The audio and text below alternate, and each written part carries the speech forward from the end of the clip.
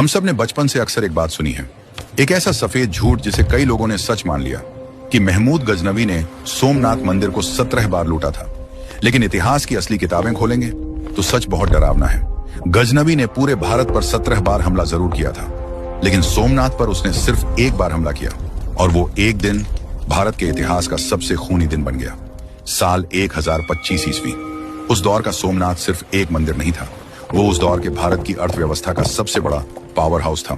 इसके अर्थशास्त्र यानी इसकी इकोनॉमी का अंदाजा कुछ फारसी दस्तावेजों और मध्यकालीन विवरणों से लगाया जाता है, जिनमें उल्लेख मिलता है कि मंदिर के संचालन के लिए हजारों गांवों से कर रेवेन्यू आता था, और कहा जाता है कि सैकड़ों मील दूर से गंगा जल और कश्मीर के फूल विशेष अनुष्ठानों के लिए मंगाए जाते थे। इतिहासकार लिखते हैं कि मंदिर के 56 खंभे ठोस चांदी और सोने की परतों से ढके थे, और मंदिर का महाघंटा जिस जंजीर से लटकता था उसका वजन 200 मन यानी करीब 8000 किलो शुद्ध सोना था।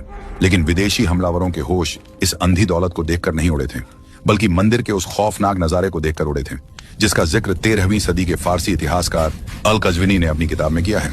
उसने लिखा कि मंदिर के गर्भगृह में एक विशाल शिवलिंग बिना किसी सहारे के हवा में तैरता था। इतिहासकार कहते हैं कि यह प्राचीन भारत की मैग्नेटिक लेविटेशन तकनीक थी, जिसमें विशाल चुंबकों के परफेक्ट बैलेंस से शिवलिंग हवा में टिका रहता था। आज कुछ लोग इसे मिथक मानते हैं, लेकिन उस दौर के विदेशी दस्तावेज चीख चीख कर इस वैज्ञानिक चमत्कार की गवाही देते हैं। जब अफगानिस्तान के लुटेरे महमूद गजनवी को इस अंधी दौलत और वैज्ञानिक चमत्कार का पता चला तो वो पागल हो गया। नवंबर 1025 में 30,000 खूंखार सैनिकों की फौज लेकर वो भारत के मौत वाले थार रेगिस्तान में उतर गया। लेकिन यहाँ एक और कड़वा सच था।